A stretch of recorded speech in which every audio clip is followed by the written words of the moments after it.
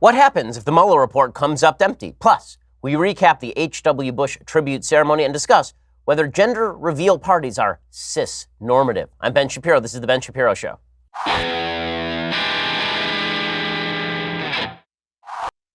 In just a second, we're going to recap the tribute ceremony that was held in Washington, D.C. yesterday for George H.W. Bush, the 41st president of the United States. We're also going to go through the latest in the Mueller report because the fact is that more and more information keeps leaking, and there's this feeling that it's leading to a final conclusion here, so we'll preview all of that. But first, let's talk about your sleep quality. So you already have a nice mattress. You already have good aeration in your room. Everything's very comfortable except your sheets. You're wondering why you're sweating through your sheets at night. It's because your sheets are crappy, right? All you did is you went down to the local Bed Bath & Beyond. You bought the thing with the highest thread count, but you didn't think about the materials in there. You didn't think about the breathability or quality of the sheets. You just bought whatever was on the shelf. This was a mistake. Instead, you should have gone to Boll & Branch. Everything Boll & Branch makes, from bedding to blankets, is made from pure 100% organic cotton, which means they start out super soft. They get even softer over time. You can actually buy directly from them, so you're essentially paying wholesale prices. These are luxury sheets that can cost up to $1,000 in the store, but Boll & Branch sheets that are only a couple of $100. I mean, these are really high-quality sheets. Everyone who tries Boll & Branch loves them. It's the reason I got rid of all my old sheets and bought only Boll & Branch. Even 3 U.S. presidents sleep on Boll & Branch sheets. To get you started right now, my listeners can get $50 off your first set of sheets at bollandbranch.com, promo code Ben. Shipping is free. You can try them for 30 nights. If you don't like them, you have nothing to lose. Go to bollandbranch.com today for $50 off your first set of sheets. That's BOLL and branch.com, promo code Ben. Go check it out right now. Alrighty, so we begin today with a recap of the ceremony held for George H.W. Bush in the Capitol Rotunda yesterday. And it was, I think, a very meaningful, very nice ceremony. People filing past the casket of George H.W. Bush, American hero and 41st president of the United States. Donald Trump came by to pay a visit, saluted the coffin. President George W. Bush, of course, was there. It was quite moving to watch George W. Bush saluting his father, obviously.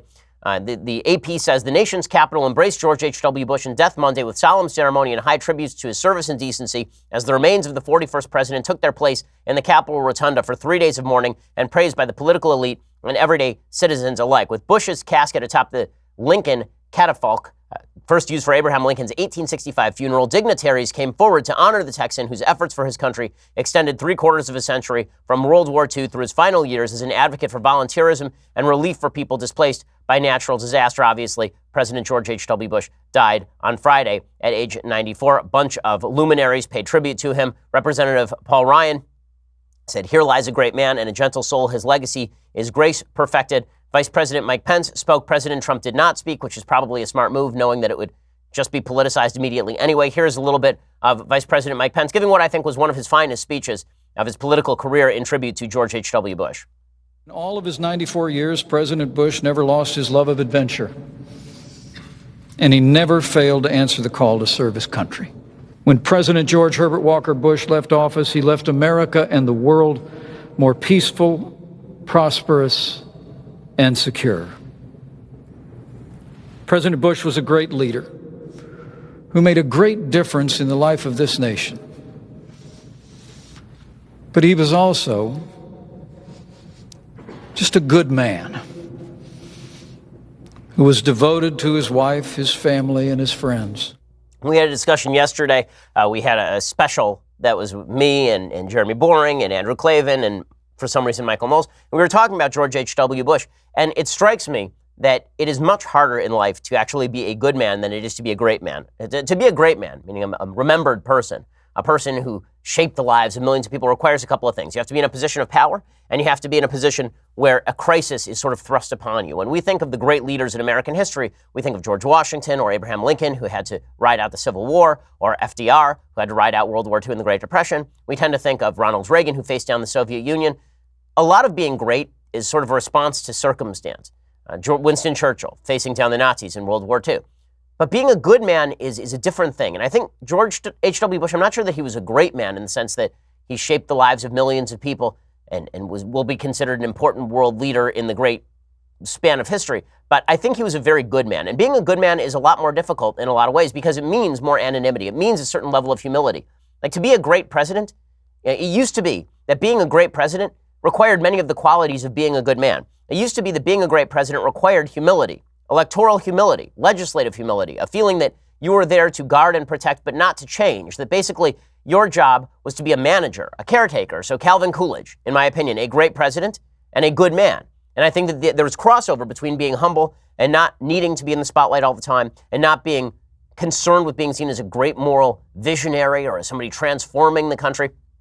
And then as government grew and as government became more powerful and as we started to abandon a lot of our social institutions, we stopped looking for the good people in our own life to model our behaviors after. And instead, we started looking for the great man to lead us.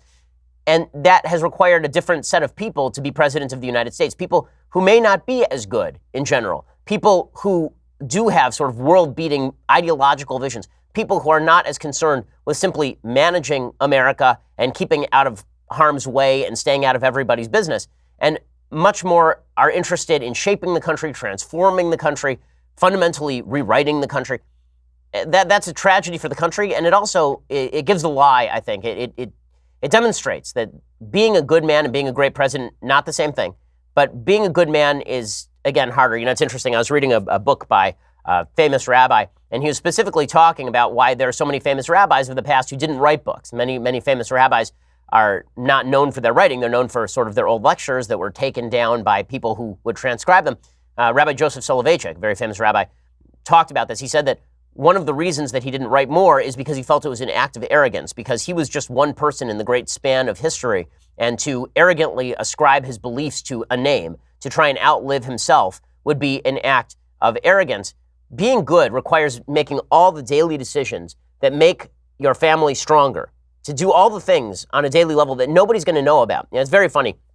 Whenever we talk about the folks in our lives who made a big difference, we say things like, well, you know, my dad, you know, and I'm my father. I mean, like when we talk about our own parents, we tend to say things like, my parents are great, and that's what really counts because that's what will be remembered. But the truth is, that won't be remembered. 3 generations from now, I don't think that the actions that my grandfather took or my great-grandfather took will be remembered. I'm not sure that people remember much about my great-grandfather. I certainly didn't know the man. But I do know that all of the small actions that he took led to this time. And so being a good man in many cases is what keeps civilization going, while being a great man may keep civilization alive in times of crisis. It requires good men to prevent those crises in the first place. I think George H.W. Bush was a very good man, even if I'm not sure that he was a great president. Okay, well, with all of that said, the left has decided that they can't stand all of the warm feelings for George H.W. Bush, at least some members of the left. So we've gotten the dumbest versions of the left coming out and saying incredibly stupid things. The stupidest thing yesterday was this article from Slate about Sully H.W. Bush. Okay, so this dog, Sully, is a service dog. And there's a picture that was going around of the service dog that was lying near the president's casket. And according to Mediaite, the departed president's Labrador Retriever had captivated political observers for the last few days as the nation mourns the ex-president's passing. People became particularly enamored with the dog thanks to a widely circulated photo of him lying in front of his owner's casket. Thus, Slate published a piece titled, "Don't Spend Your Emotional Energy on Sully H.W. Bush." So now it's not enough to attack H.W., we got to attack his dog. So Ruth Graham writes a piece talking about how this dog only knew George H.W. Bush for 6 months. On Sunday night, George H.W. Bush spokesman Jim McGrath posted a photograph to Twitter depicting a golden Labrador named Sully resting in front of the former president's casket. The caption read, "Mission complete." Within hours, Sully the dog had become a bona fide celebrity. McGrath's sentiment has been retweeted 61,000 times and counting, and Sully was trending on Twitter at various times on Monday. C-SPAN covered the dog's arrival at Joint Base Andrews in Maryland on Monday afternoon. The picture of the dog lying in front of the casket was covered by outlets from Fox News to NPR.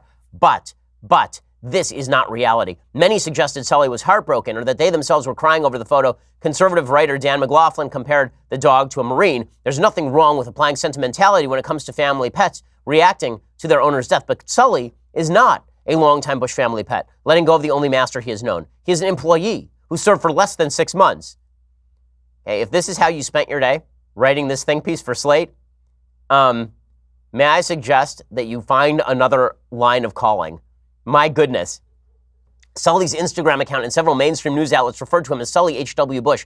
His bio also says he's making his forever home at Walker's Point. But Monday morning, just a few days after his owner died, Bush's son, George W. Bush, announced that Sully is heading to his next assignment, Walter Reed National Military Medical Center in Maryland, because he is an ambassador for a New York-based nonprofit called America's Vet Dogs, which trains guide and service dogs for military veterans. it's wonderful for Bush he had a trained service animal like Sully available to him in its last month, but it's a bit demented to project soul-wrenching grief onto a dog's decision to lie down in front of a casket. And now, listen, I'm not a dog person, right? I don't own a dog. I'm not a person who, by and large, likes dogs. But if you are like ripping on a service dog for lying in front of the casket of a master that he just served for 6 months, that's pretty demented. That's pretty demented. But that was not the only evidence of the left being demented yesterday. Joy Behar, who is just out of her mind, she apparently took it upon herself to bash President Trump during a segment about George H.W. Bush, because this is really what the left wanted to do. I mean, the reality is what the left really wanted out of this whole George H.W. Bush spectacle, out of the entire hagiography for George H.W. Bush, was to rip on President Trump. We talked about this yesterday. They wanted to juxtapose the class and goodness of H.W. Bush with President Trump, who is not the classiest, best dude, right? That was their whole goal here. So Joy Behar started to go off on it, and Meghan McCain basically stopped her cold. This president that we have now is trying to unravel everything that he did and Obama did. And if I ever become a one-issue voter, it will be about pollution and the greenhouse effect and Can the we fact focus that on the president, please? I don't want to talk about Trump Well, I do when we're in the moment of we're honoring a great president Excuse me a who's second, passed. please. I want to talk about But the we're difference. honoring, but I'm not interested in your one-issue I don't voter when care our what you're president just interested in. passed. I'm talking. Well, I don't care You what know you're what? interested in We'll either. be right back. When Whoopi Goldberg is jumping in to stop the fight, then you know things have gone wildly wrong. Apparently, it got even worse. According to a source, they told the Daily Mail that Behar threw her hands in the air as soon as the producers muted Behar's mic. They actually muted Behar's mic because she would not get under control. And the source told Daily Mail, Behar threw her hands in the air and yelled, "My God," and get this B word under control. And she said, "If this bleep doesn't stop, I'm quitting this damn show. I can't take this much more." And she says, "I've tolerated a lot of bleep on this show, but I'm at my wit's end with this entitled B word. Enough already, enough already. I'm not playing nice any longer," Behar shouted, despite the studio audience being able to hear it all. How dare Meghan McCain say, let's not talk about Trump's pollution record while we're talking about the death of George H.W. Bush. Amazing, amazing stuff. I'll give you more on Joy Behar's demented response to Meghan McCain in just 1 second. First, let's talk about how you can make your business more efficient. One of the ways you can make your business more efficient is by not spending an enormous amount on your legal support. Business owners know that owning your own business is not easy. No one could have prepared you for the amount of work involved, from understanding tax law changes to contract reviews and so much more. It's tough to do it on your own, which is why you need LegalZoom. They are there to give you the tools you need so you can focus on running your business. LegalZoom is a spectacular service. It's so good that I used it years before they were an advertiser on the program, before the program even existed. More than 1 million Americans have used LegalZoom to start their businesses, but even after your business is set up, LegalZoom can still help you out. Things like lease agreements, changing tax laws, contract reviews, they're all part of running your business. These are the kind of legal hurdles that LegalZoom can help you cover so you don't lose momentum at the end of the year. They even created a business legal plan so you can get advice for your business from vetted independent attorneys and tax professionals licensed in every state. The best part is you won't get charged by the hour since LegalZoom is not a law firm. So go visit LegalZoom.com right now to take care of your business before the year winds down. And for special savings, be sure to enter promo code BEN in the referral box at checkout. That is promo code BEN for special savings only at LegalZoom.com. Again, that is LegalZoom.com. I love LegalZoom. They're a great sponsor. And not only that, they are going to help your business oodles. I mean, they really are fantastic at what they do. Check them out, LegalZoom.com, and use promo code BEN at checkout for some special savings. Go check that out right now. So Meghan McCain apparently and Joy Behar continued to get into it. Apparently, McCain reportedly said, "I don't know why she's so upset. I just wanted her to focus on President Bush and not bring Trump into this for once." While hair and makeup people attempted to groom both of the hosts, producers tried to calm Behar down before returning from commercial break. Everyone was frantic, this is according to The Guardian. Or the Daily Mail. The last thing they wanted was for Joy to walk off the show. She's done that before. Remember the Bill O'Reilly situation? She appeared just as disgusted as she did that day. They only had 2 minutes to contain this explosion on set and get everyone positioned to return for the next live segment. It was utter chaos on set. Now listen, I've been part of group shows with people on the left, and sometimes those people get angry, and I've had situations where those people have walked out of the room, not naming any names, but just because that is the way that people on the left sometimes act in these situations does not mean that Joy Behar is not insane, okay? George H.W. Bush dies. She's ripping on Trump about pollution. Meghan McCain, who knows a few things, by the way, about prominent Republicans dying in the recent past, says maybe we should pay attention to the guy who just died, and Behar loses her bleep. That's because, for the left, HW is just another vehicle for attacking President Trump. That's really what is going on here, and we all know it. And it's not just, on silly things like pollution. The latest example, Catherine Rampell is a columnist over at the Washington Post, and she pays tribute to H.W. Bush because H.W. Bush was the last of his kind. Why? Because he understood that tax cuts were voodoo economics. So now we're going to praise, now the idea is, I guess, that we are going to praise George H.W. Bush for being an establishment Republican. And you knew it was always going to come around to this. It was going to start with what a classy dude that guy was. I mean, just what class he was. And then eventually it was going to turn into because Trump is a jerk and also because George H.W. Bush was more moderate. Amazing how they saint all these people as soon as they leave office. Pretty incredible stuff. Well, in just a second, I want to talk about why it is that George H.W. Bush's tenure eventually led to the Trump tenure. Right? It's a long chain. But here's really how this began. So George H.W. Bush was a moderate establishment Republican. He did not see tax cuts as spurring the economy. He did not believe that tax cuts would increase tax receipts, which they do.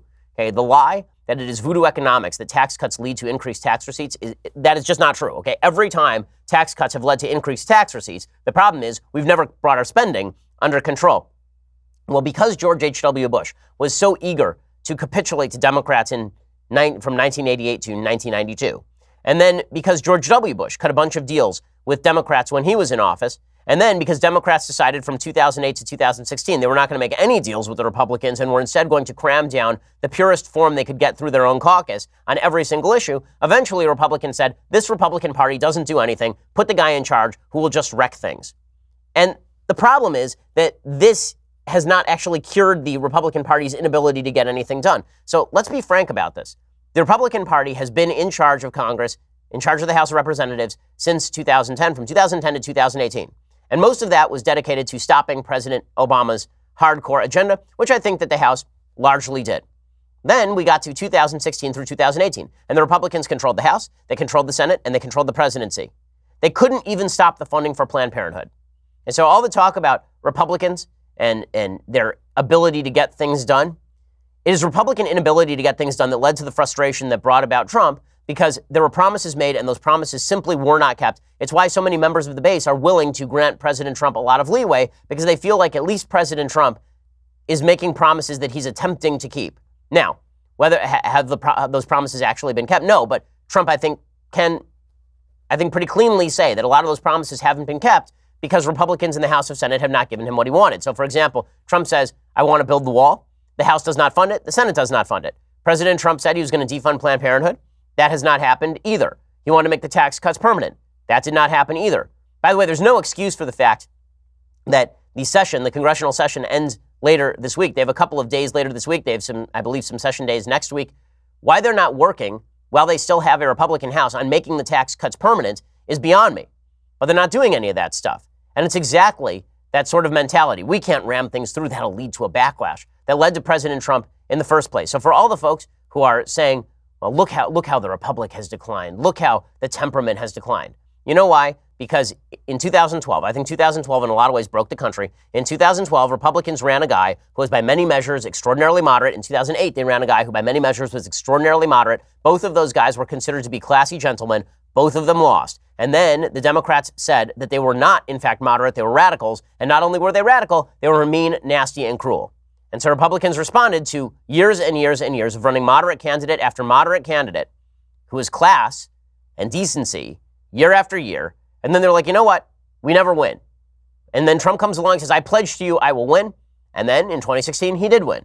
And that was taken as evidence that all of the moderation and all of the class were actually inhibitory to victory. Now, I don't think that was a proper conclusion to draw. I think you can be classy and you can also be a knife fighter. But with that said, to ignore the history that led up to ignore that history did lead through the perception of George H.W. Bush as an establishment guy, to George W. Bush as an establishment guy, to John McCain and Bob Dole and Mitt Romney as establishment guys, all the way up to Donald Trump, who's anti-establishment, is to ignore the stream of history that led us to this point in time.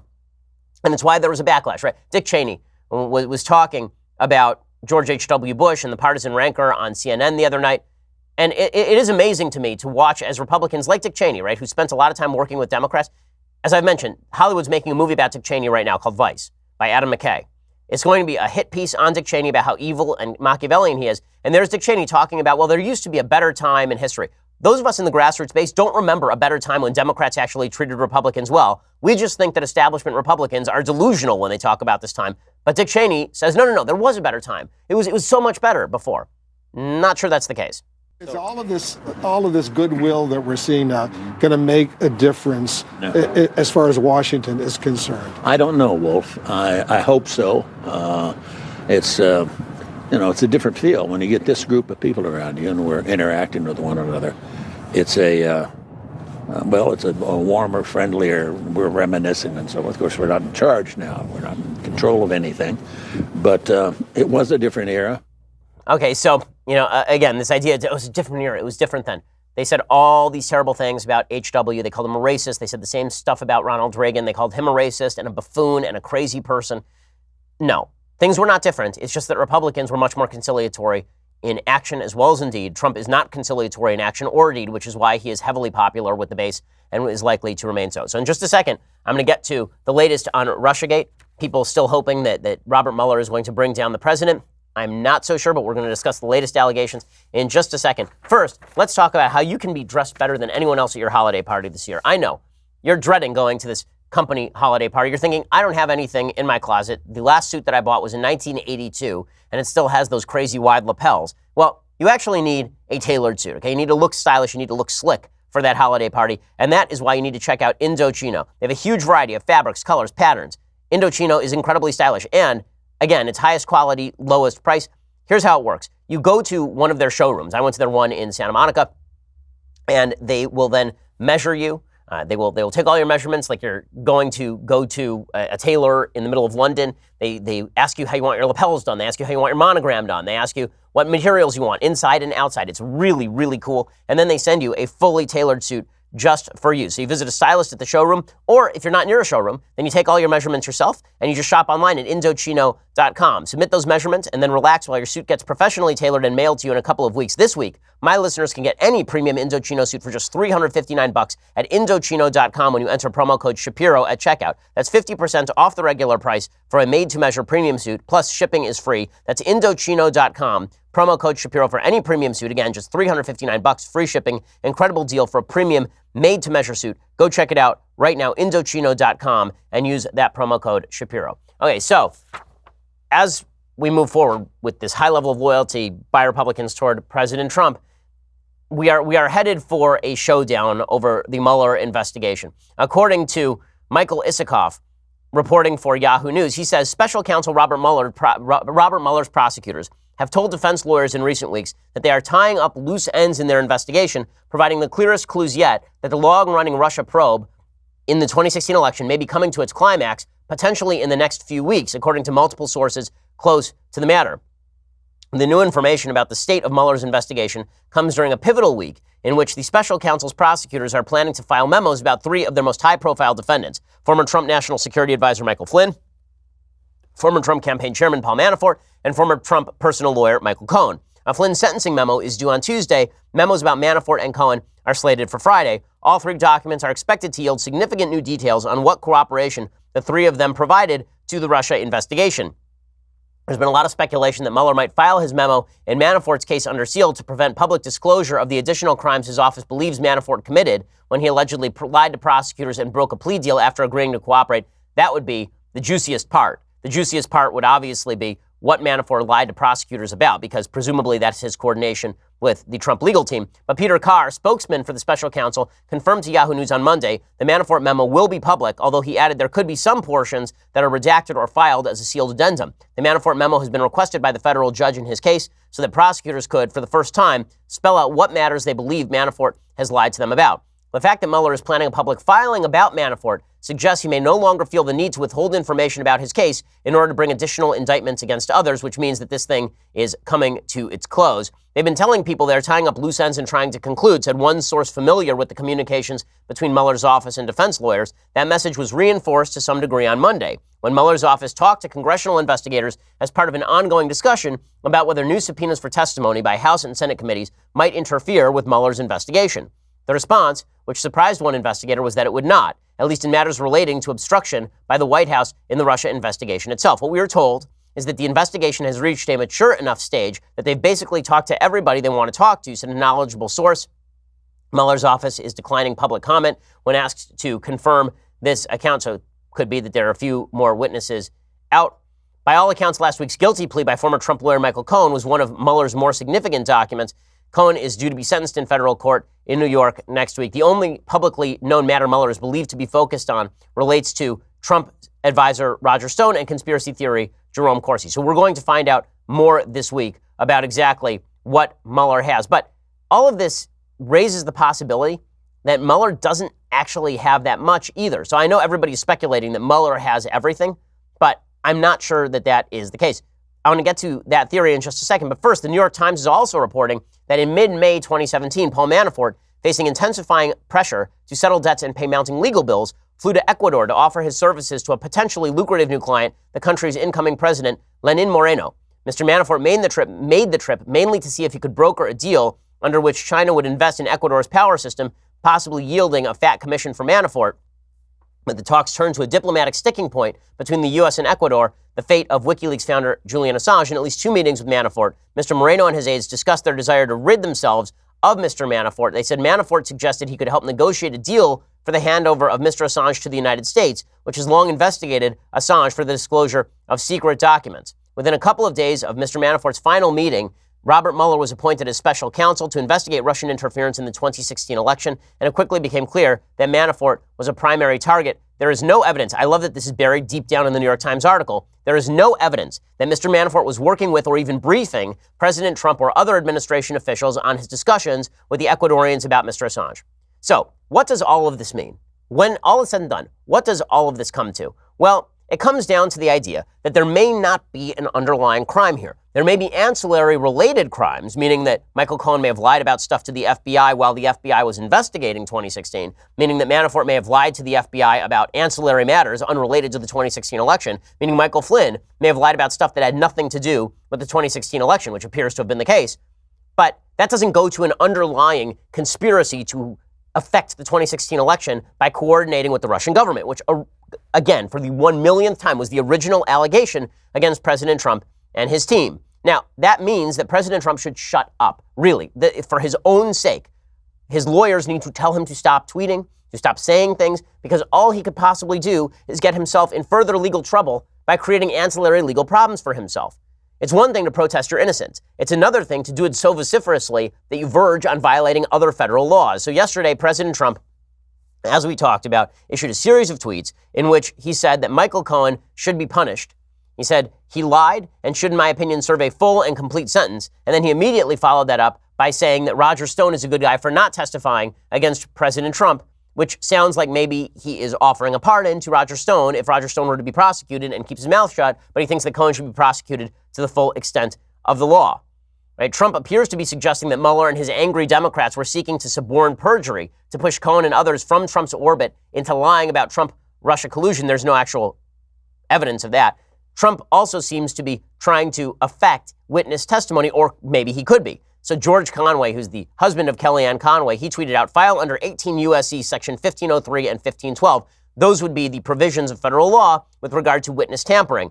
Allah Pundit has a long article over at Hot Air looking at the applicable law in this case, and this has become a meme on the left over the last 24 hours, is that President Trump violated the witness tampering statutes. Section 1503, which is what Conway is referring to, says whoever corruptly or by threats or force or by any threatening letter or communication endeavors to influence, intimidate, or impede any grand or petite juror or officer in or of any court of the United States or officer who may be serving at any examination, et cetera, or corruptly or by threats of or force or by any threatening letter or communication influences, obstructs, or impedes, or endeavors to influence, obstruct, or impede the due administration of justice shall be provided in subsection B.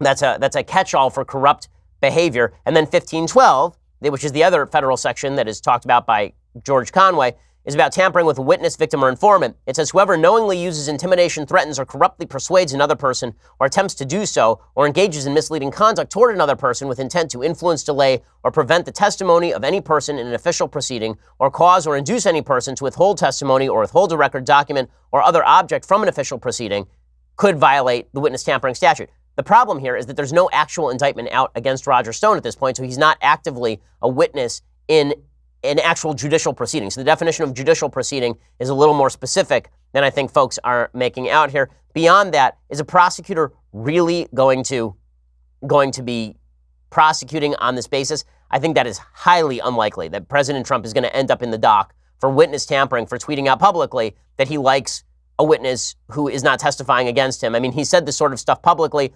If there's no evidence that he actually offered a pardon, if the best that they can do is the suggestion that maybe he's covertly offering a pardon by saying that some people have guts, and I'm glad he's not talking to Mueller, I don't think that counts as witness tampering under any interpretation of law. But again, the most grave danger that President Trump has here is with regard to suborning perjury or witness tampering or some ancillary crime. And those things are a real problem. They're a real problem for presidents under investigation. I'll explain more about that in just 1 second. First, let's talk about the best gift you can get somebody this holiday season. I mean, the best gift. Your parents particularly.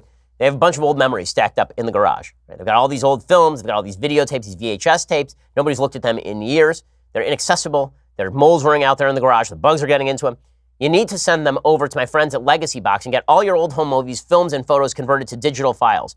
Your birthdays, baby's first steps, graduations, weddings. You can get them all converted to a thumb drive, a DVD, or even a convenient digital download for you to easily watch and share with your family, which means that, God forbid, something happens to your garage, you're not going to have to worry about rushing. I mean, that used to be the go-to answer, right? When the question was, there's a fire at your house, what's the first thing you grab? And you always say, well, the baby books.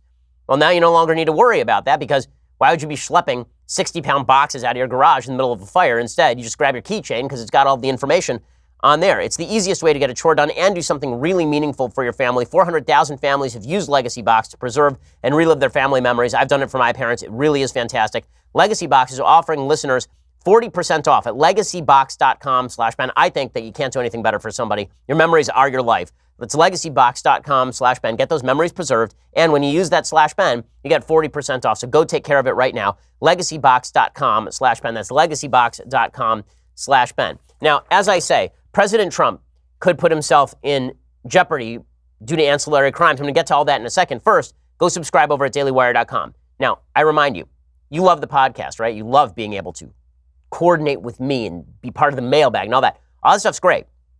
Come January, there will be 2 more live hours every afternoon in which I will be speaking to you. It will be syndicated on the radio, and you get the behind the scenes, which means when you're a subscriber, I'll actually be doing things like answering questions daily in the middle of the commercial breaks, because that's how much we love you. That's how much we want to help you. You get all those goodies coming up in January. So subscribe now for all of that. You get the rest of this show live. You get the rest of Klavan's show live and Michael Knowles' terrible show live. You get all of those wonderful things. You get to ask questions in our mailbag. So when we do interminable sessions about the history of Xmas, then you can ask us questions to break up the monotony. You can do all sorts of wonderful things when you go subscribe over at dailywire.com. And with the annual subscription comes this, the very greatest in beverage vessel, the leftist tears hot or cold tumbler. Fill it with eggnog this holiday season and get drunk to ensure that you don't have to listen to your leftist relatives rattle on. I mean, this vessel makes your life better in so many ways. As I've said before, it is a leftist tears hot or cold tumbler. It keeps hot things hot and cold things cold. How does it know? How? Why doesn't it turn your hot drinks cold and your cold drinks hot? How does it know what to do? No one knows this mystery, but you might be able to solve it if you actually get this, the very greatest in beverage vessels, for $99 a year, which is cheaper than the monthly subscription. Also, please go over and subscribe to our YouTube and iTunes channels. Leave us a review. That always helps with the rankings. We have a lot of awesome stuff coming, and I can't wait to announce it to all of you. Like, really excited about this stuff. Go subscribe, become part of the team. We are the largest, fastest growing conservative podcast in the nation.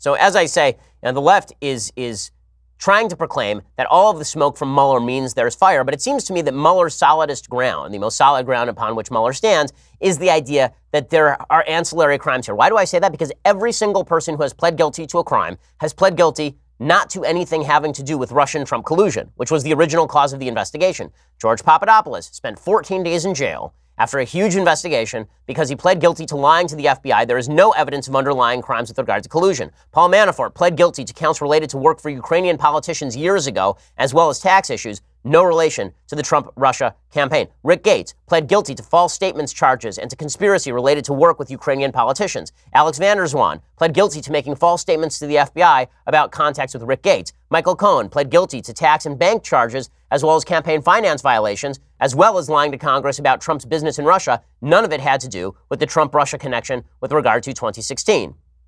And as Andrew McCarthy wrote a couple of days ago, Mueller knows the legitimacy of his investigation is under attack, allegedly driven by politics rather than evidence of crime. But the convictions he has amassed, even if they are only for false statements or otherwise unrelated to the Trump-Russia rationale for the investigation, prove that many people Trump brought into his campaign were corruptible and of low character. This means the most severe damage for Trump lies in his own statements to the FBI, to the American public, in his behavior with regard to other witnesses, which is why the president needs to stop tweeting forthwith. The president needs to stop making public statements about this forthwith. He is putting himself in a worse legal position by talking about this than if he would just be quiet. This is the first rule of a defense lawyer. If anybody were to come to me and say, the police are investigating me, what should I tell them? My answer would be, shut your face. Really, like if you're a subject of an investigation, the answer is shut your face, just from a defense perspective. Put aside guilt or innocence. The last thing you want is a talkative client. Every lawyer knows this. And the fact that President Trump keeps providing problems for his own folks because he won't stop the jabbering is a serious, serious issue for him. But it does underscore the fact that Mueller still has not presented evidence of the central contention in 2016. Yes, there are people who are talking with the Russians. Yes, there was a Trump Tower meeting. It still seems to me the most important single piece of information for the Mueller case is that Trump Tower meeting between Donald Trump Jr. and members of the campaign and this Russian lawyer when they were supposedly offering help from the Russian government with regard to intelligence about Hillary Clinton. But as Eugene Volokh has written over at the Washington Post, that is not only not clearly criminal, it doesn't even amount to criminal conspiracy. And there may not be an underlying crime considering nothing actually happened from it. It can all be dirty. It can all be scuzzy. It can all be a problem. It is not, in fact, criminal. And lots of dirty and scuzzy and terrible things happen in presidential politics, as we all know. So if I had to try and forecast this, I would say that the best Democrats are going to be able to do is try and accuse Trump of ancillary crimes, which is why that's exactly what they're doing. Ted Lieu, a congressman from out here in Los Angeles, he says that President Trump is engaged in witness tampering. Notice again how the accusations against Trump have changed. Originally, it was that Trump colluded with Russia to steal the election from Hillary Clinton. Now it's that Trump is tampering with witnesses via public statements on Twitter. Looks to me in this case that Donald Trump is attempting to persuade Roger Stone to keep him from testifying. If I were Special Counsel Mueller, I'd have a whole series of exhibits that simply have Donald Trump's tweets pasted on the page. And we've put that, as you put it, broad statement on the screen. You think this does induce false testimony? I think it's an attempt to persuade Roger Stone to not testify. That by itself would violate the witness tampering statute. Okay, but inducement actually requires a quid pro quo. So the question is, what exactly is the quid pro quo? Bottom line is, again, Trump said stuff he shouldn't have said stuff, and now he's got trouble because he said stuff. This has been the running theme of the... Can you imagine how good this presidency would be if Trump had not created all these problems for himself by just saying things? I mean, really, it demonstrates that a little bit of discipline in politics goes a very long way. Now, again, that is not to underestimate the amount of media hatred for him. It's not to underestimate the fact that the media have royally botched their coverage of the Trump-Russia investigation. How many outright false stories have been printed by the mainstream media that they have then had to retract about President Trump and his supposed coordination with the Russian government? I mean, there was one just last week that NPR reported and then had to retract about supposed coordination between Trump and Russia and WikiLeaks. There was one last year in which CNN tried to report that Donald Trump Jr. had known in advance about WikiLeaks emails, even though the WikiLeaks emails had actually come out before Trump Jr.'s coordination with anybody. They've screwed this story up, and it's so funny. You see people in the media say, well, yeah, but we corrected it because we're good at this. That's not the point. The point is not that you corrected it. The point is whenever the media screw up in their coverage of Trump and Russia, they only screw up in one direction. See, we at the Daily Wire probably screw up in one direction 95% of the time also. You know why? Because we're conservative with an overt ideology. But if CNN's job is to objectively cover the news and every mistake they make cuts against Republicans and Trump, you have to wonder at a certain point whether they are not just as ideologically driven as the Daily Wire, except we are significantly more honest about our ideologically driven news coverage. Okay, meanwhile, in other news, if you are worried about media bias, if you are worried about the social media crackdown, Tim Cook, the head of Apple, made some statements that are deeply disturbing and ought to disturb anyone who believes in freedom of opinion and free exchange of ideas. Tim Cook said that it's a sin. He legitimately said this. He said at a conference, it is a sin not to ban people from platforms, to deplatform people for hateful speech. He set no limits on what exactly hateful speech constitutes. We only have one message for those who seek to push hate, division, and violence. You have no place on our platforms. People who push hate, division, and violence. If you want to say people who push violence, agree. You want to say hate and division? Okay, that's how Democrats characterize every statement Donald Trump has ever made, as well as a majority of statements I've ever made, as well as a majority of statements people like Charles Krauthammer ever made. Everyone on the right is suspect to people on the left. So when you hear people like Tim Hunt say that sort of stuff, Tim Cook say that sort of stuff, you have to wonder, are we about to experience a digital shutdown of everybody on the right? Which is why it is so vital that we have independent platforms like my radio show and podcast, why we have an independent platform over at Daily Wire, why you should be engaging directly with those platforms, because there will come a day, and that day is not far off. It's like 2 years away, I think, at most, when Democrats are in control of a majority of the branches of government. Maybe it's 6 years from now. Maybe President Trump wins re-election. Whatever it is, there will come a day when there is a Democratic president and a Democratic Congress, and they're coordinating with Democrats in the social media in an attempt to shut down other points of view under the name of preventing hate. And when that happens, your sources of information will be radically reduced. They'll be reduced within the ambit that the left wing finds palatable, and that ambit is really ugly. Now, will they take a financial hit for all of this? Yeah, they will take a financial hit for all of this, because it turns out that when digital media shuts down half the audience simply goes elsewhere. But that doesn't mean that it can't completely skew the nature of politics in the country. And unfortunately, Democrats, once they get control of the levers of government, they can create incentives strong enough to force these social media programs to basically commit seppuku and open their insides out and destroy themselves. Because if they don't, then they'll be regulated into oblivion. That's what Senator Dianne Feinstein of California actually said to the heads of Facebook. If you don't regulate the news, we're going to regulate the news. And it's like, oh my goodness. I mean, that is actual thought tyranny in the offing. So prepare for it, because it is coming sooner rather than later. Okay, final note today, before we get to some things I like and things I hate. This is an article from Jennifer Finney Boylan, a contributing opinion writer over at the New York Times, demonstrating the radicalism of the left, and prepare for things to be shut down, things that are normal conversation be shut down as hateful and terrible. What is the latest example of this? Well, Jennifer Finney Boylan, who is a transgender woman, meaning a biological man, says, why are gender reveal parties a thing? They say a lot more about our culture than they do about the sex of our soon-to-be children. Jennifer Boylan writes, I remember when the obstetrician revealed the genders of our own children back in the day. I recall well the sense of wonder the news brought us. Knowing the sex of our child felt as if we had cut in half the number of possible futures our family might find itself in. There's a way in which, in the heart of pregnancy, that was very comforting. But celebrating a child's gender before it's born is a tricky business. It sets expectations for who that child will be. It also leaves the unfortunate impression that gender is the most important thing to celebrate about that child. Well, first of all, it is a very important thing to celebrate about a child. And gender differences, meaning sex differences, are deeply, deeply important to life, and anyone who believes otherwise is a fool. If you don't think there's a difference between men and women, you are a fool. I don't just mean in genitals. I mean in terms of how men and women think and act. Obviously, there is a difference.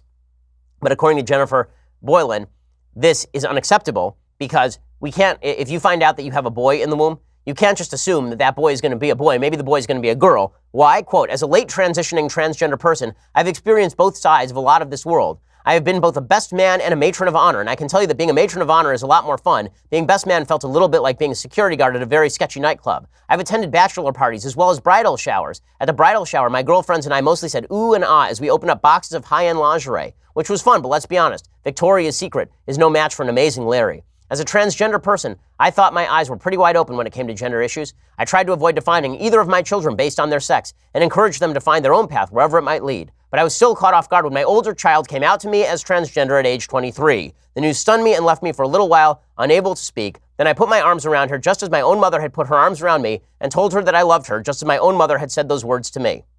Does it ever occur to people that maybe how you act in your life affects how your children act and think about these things? And that, I mean, the number of hardships a transgender person has to undergo in this life, the mental hardships, the emotional hardships you have to undergo, even if you are actually biologically predisposed toward gender identity disorder, is extraordinary. To suggest that confusing a child for a full generation about sex being completely malleable has no impact on the kids is insane. And not to be able to celebrate all this stuff is pretty, not to be able to celebrate the sex of your child because you think your child might end up being the opposite sex is pretty upsetting. It's pretty upsetting and pretty ridiculous and pretty cruel to the child, because it turns out Sex differences are a wonderful, beautiful thing. If you're not reinculcating them in your child, you are making a very large mistake. Okay, time for a thing that I like, and I'm not sure I have any things I hate more than that today, so we'll do a thing I like and then maybe a Federalist paper. So things I like today. There's a great book called Why Liberalism Failed Out by Patrick Deneen. There's a great debate that has broken out on the right about the Enlightenment. And I am a pro-Enlightenment guy. I like the Enlightenment. But one of the critiques of the Enlightenment is that the Enlightenment basically valued individual rights at the expense of social fabric, that it essentially reduced us all to individual, atomized people who don't have anything in common in terms of culture, in terms of history, in terms of social obligation, and that this has led to a radical breakdown in society itself. That's the case Patrick Deneen makes in Why Liberalism Failed. I don't agree with every element of his critique, but I think it's a critique worth taking seriously in a time when suicide is at a record high and when 70,000 people a year in the United States are dying through heroin overdose. We have to wonder whether the atomization that accompanied liberalism and the Enlightenment has had some downsides, and whether you can get the upsides of classical liberalism without the downsides, so long as you abide by a vision of the social fabric that actually matters. The book is well worth reading. It is a sophisticated take on political theory that cuts against the grain of modern politics, which suggests that atomized individualism is the only way that the future will think. I'm not sure that's the case. I think our current political situation is good evidence of the backlash. Check it out, Why Liberalism Failed by Patrick Deneen. Well worth the read. Okay, time for a Federalist paper. So every week we do a Federalist paper. We are all the way up to Federalist 52. This one's by Alexander Hamilton. This is about why we have elections in the House of Representatives every couple of years. His case is that every 2 years we have these elections to prevent tyranny. He starts off this Federalist paper by talking about the definition of suffrage. In the federal constitution, it basically says that whatever is the state legislature standard for suffrage, meaning voting in the state, that also has to be extended to elections for Congress. What you don't want is the state setting a standard where it says every male of particular age at the time, right? Because there's only males who are property owners in many of these states. All those males get to vote for the state legislature, but only these 7 people get to vote for federal elections. They didn't want the state being able to dictate the House legislative constituency that way. So it says the definition of the right of suffrage is very justly regarded as a fundamental article of Republican government. It was incumbent on the convention, therefore, to define and establish this right in the Constitution. It was done so in Article 1, Section 2, where it says the electors in each state shall have the qualifications requisite for electors in the most numerous branch of the state legislature, meaning that you can't do what I talked about before. Then Hamilton talks about why we should have elections every couple of years. He says, in order to decide on the propriety of this article, 2 questions must be considered. First, whether biennial elections will in this case be safe. Secondly, whether they be necessary or useful. First, as it is essential to liberty that the government in general should have a common interest with the people, so it is particularly essential that the branch of it under consideration should have an immediate dependence on and an intimate sympathy with the people. Frequent elections are unquestionably the only policy by which this dependence and sympathy can be effectually secured. Now, one of the reasons this is the case is because travel in 1789 is a lot different than travel now. People have to go back to their constituencies to campaign every couple of years. That's a lot different than now. Like my feeling is that we should basically disband Washington, D.C. and let people vote remotely from their district. I think it would actually be a lot better for the country if people spent most of their time in their district as opposed to most of their time hanging out with the other muckety-mucks in Washington, D.C. Hamilton says, it is a well-received and well-founded maxim that where no other circumstances affect the case, the greater the power is, the shorter ought to be its duration. We want a lot of answerability. We want people being elected every couple of years so that the people can turn over the constituency of the House as often as humanly possible. And that is why we vote every couple of years in the House of Representatives. Okay, well, we'll be back tomorrow with, I'm sure, a lot more to talk about. The Flynn documents are supposed to come down today, so I'm sure we'll be breaking those down and a lot more. I'm Ben Shapiro. This is The Ben Shapiro Show.